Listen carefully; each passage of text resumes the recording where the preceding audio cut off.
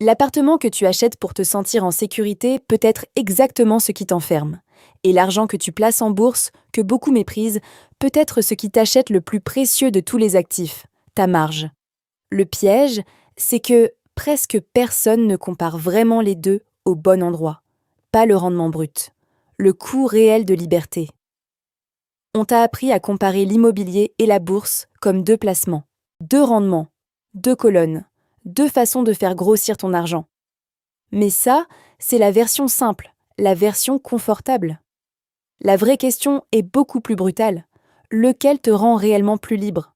Lequel te laisse du cash, de l'optionnalité, du sommeil, et lequel transforme ton argent en prison élégante?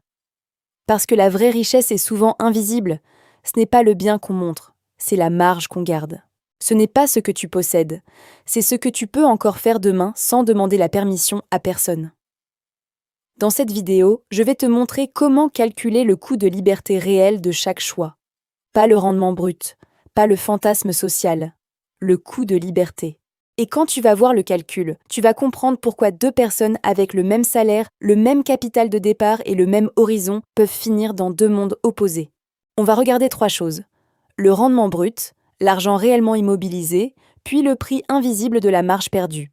Et à la fin, tu verras qu'il ne s'agit pas seulement de choisir entre la pierre et les marchés. Il s'agit de choisir entre la sécurité visible et la liberté discrète. Et c'est précisément là que tout bascule. Avant de parler chiffres, il faut casser une illusion. Beaucoup de gens ne choisissent pas l'immobilier parce qu'ils ont fait un calcul froid. Ils le choisissent parce qu'ils veulent une sensation de solidité, de concret, de contrôle. Tu peux toucher un mur, tu peux signer un acte, tu peux dire « c'est à moi ». Psychologiquement, c'est puissant. Et justement parce que c'est puissant, ça brouille la lecture. L'immobilier donne souvent l'impression d'être un refuge. En réalité, il peut devenir une forme de concentration du risque. Pas seulement un risque financier, un risque de vie, un risque de temps, un risque mental. Tu mets ton argent dans un actif visible, mais tu y accroches aussi ton énergie, ton attention, ta capacité d'absorber l'imprévu. Et si tu ne regardes que le rendement brut, tu rates l'essentiel. Prenons un exemple simple. Deux personnes partent avec 50 000 euros. Même âge, même revenu, même discipline. La première décide de mettre cet argent dans un petit appartement à louer. La deuxième décide de garder une partie en épargne de sécurité et d'investir progressivement en ETF. Sur le papier, le débat paraît technique. En vrai, il est existentiel. La première personne pense acheter un actif, mais elle achète aussi autre chose. Elle achète des frais de notaire, elle achète une vacance locative possible, elle achète des travaux, elle achète du temps de gestion, elle achète des imprévus, elle achète des négociations. Elle achète parfois des semaines de stress pour une fuite, un impayé, une copropriété qui déraille. Le rendement brut annoncé ne raconte jamais ça correctement. Jamais. Et c'est là qu'intervient la première règle de cette vidéo. Un actif n'est pas seulement ce qu'il rapporte, c'est ce qu'il immobilise. Parce qu'un euro immobilisé, ce n'est pas seulement un euro qui ne travaille pas ailleurs, c'est un euro qui t'enlève de la marge. Et la marge, dans la vraie vie, c'est de l'oxygène. Imagine que ton appartement locatif te laisse, après tout, un rendement net correct. Très bien. Mais si pour y arriver, tu as dû concentrer 70% de ton patrimoine disponible dans un seul bien, alors tu as transformé ta sécurité en dépendance. Tu deviens dépendant d'une zone, d'un marché local, d'un locataire, d'une fiscalité, d'un taux d'emprunt, parfois d'un artisan, parfois même d'un banquier. Tu n'es pas riche parce que tu as un bien. Tu es riche si tu peux encaisser un choc sans t'effondrer. Et c'est là que la phrase change de sens. Ce n'est pas ce que tu gagnes qui te rend riche, c'est ce que tu gardes. Ce n'est pas seulement une affaire de compte bancaire, c'est une affaire de liberté disponible. Si tu dois vendre quelque chose, renégocier quelque chose, réparer quelque chose, ou prier pour que tout continue comme avant, alors tu n'as pas de marge, tu as une structure lourde. À l'inverse, la bourse a mauvaise réputation parce qu'elle est invisible. On ne peut pas la montrer à un dîner. On ne peut pas y habiter. On ne peut pas dire « voilà mon immeuble ». Et pourtant, elle a un avantage immense. Elle permet souvent de convertir ton argent en liquidité, en flexibilité, en patience. Tu peux investir régulièrement, garder du cash, rester mobile, changer de ville, refuser un mauvais job, saisir une opportunité freelance, supporter un creux d'activité. Tu n'as pas tout mis dans une seule forme de sécurité. Tu as acheté de l'optionnalité. Et là, Beaucoup de gens se trompent de combat. Ils comparent l'immobilier et la bourse comme si la question était « lequel monte le plus ?» Mais la vraie question est « lequel te coûte le moins de liberté pendant que tu l'essaies ?» Parce que la richesse n'est pas seulement un stock, c'est une capacité d'action. Regarde la logique psychologique. L'immobilier rassure parce qu'il est matériel, il nourrit l'identité. La bourse frustre parce qu'elle demande de la patience. Elle ne flatte pas l'ego. Elle ne donne pas de sensations immédiates. Mais l'argent récompense la discipline, la constance, la patience bien plus qu'il ne récompense l'impulsion ou l'apparence. Et c'est précisément pour cette raison que cette stratégie fonctionne si bien. Le problème, ce n'est pas l'immobilier. Le problème, c'est l'illusion qu'il suffit à créer la liberté. Un bien sans marge peut te rendre riche sur le papier et fragile dans la vraie vie. Et à l'inverse, un portefeuille plus liquide peut sembler modeste pendant des années, mais il te protège d'une manière que le patrimoine visible ne protège pas toujours.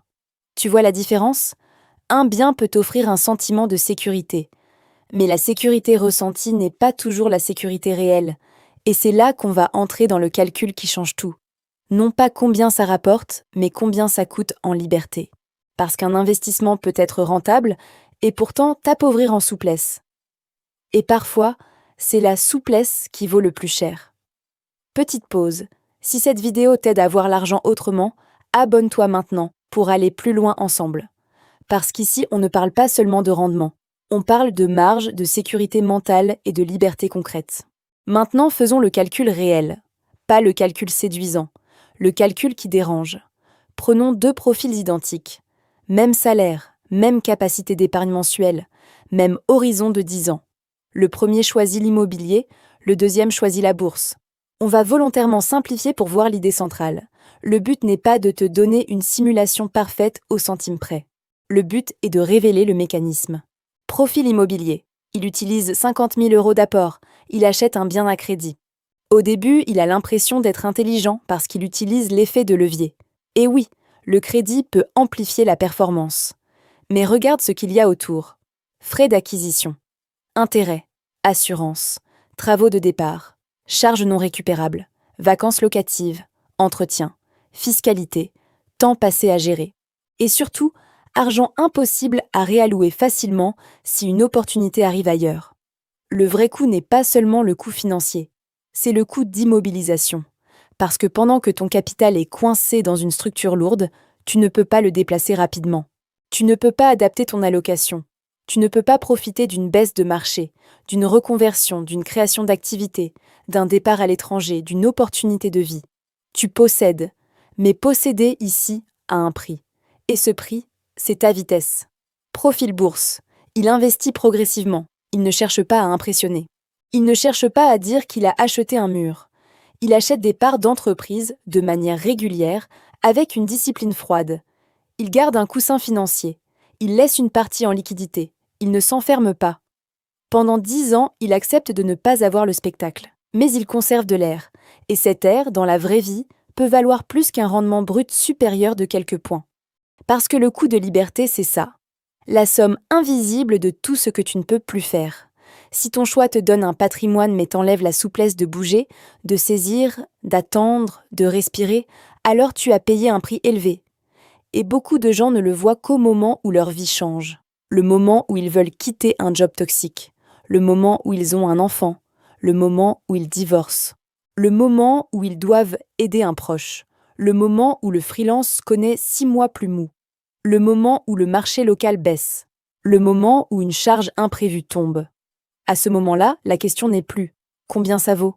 La question devient « combien de liberté me reste-t-il ?» Et c'est ici que le twist arrive. Beaucoup croient que la vraie richesse est le patrimoine visible. En réalité, la vraie richesse est souvent la marge de temps, la marge de cash, la marge de décision, la marge de respiration. Si tu as 300 000 € de patrimoine mais zéro souplesse, zéro liquidité, zéro sécurité psychologique, tu n'es pas riche de la manière dont la vie moderne récompense vraiment la richesse. La vraie monnaie n'est pas l'euro ni le dollar, ni même le patrimoine affiché. La vraie monnaie, celle qui compte profondément, c'est le temps dont tu disposes. Et ce temps, l'immobilier le transforme parfois en immobilité. La bourse, elle, peut le transformer en patience productive. Attention, Ça ne veut pas dire que l'immobilier est mauvais. Ça veut dire qu'il faut comprendre son vrai prix.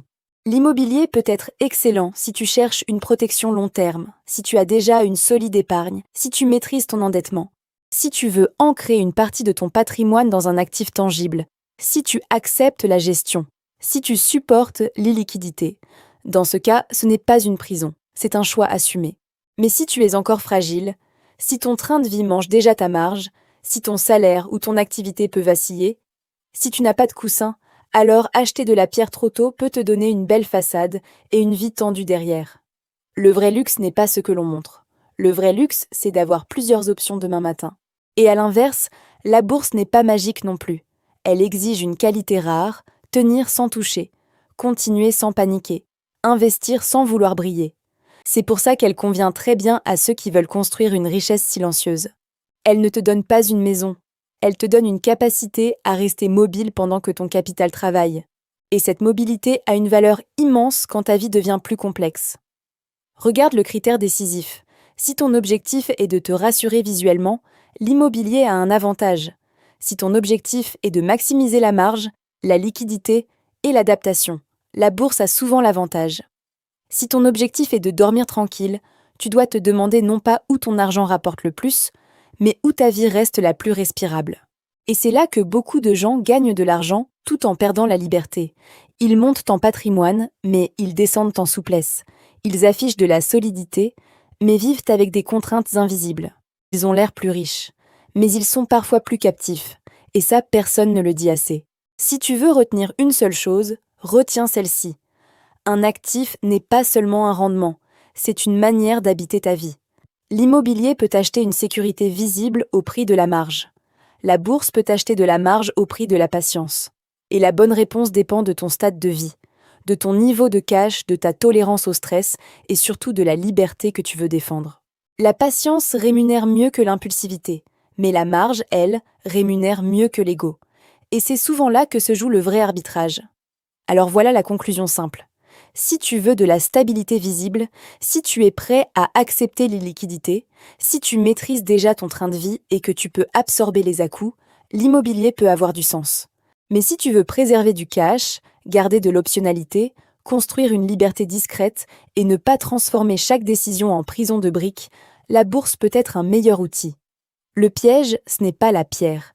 Le piège, c'est de croire qu'un patrimoine lourd vaut plus qu'une vie souple. La vraie richesse n'est pas ce que tu montres. La vraie richesse, c'est ce que tu peux encore choisir, ce que tu peux encore refuser, ce que tu peux encore supporter sans trembler. Si tu choisis la liberté, abonne-toi. Ici, on construit une richesse réelle, discrète, intelligente et surtout durable dans le temps.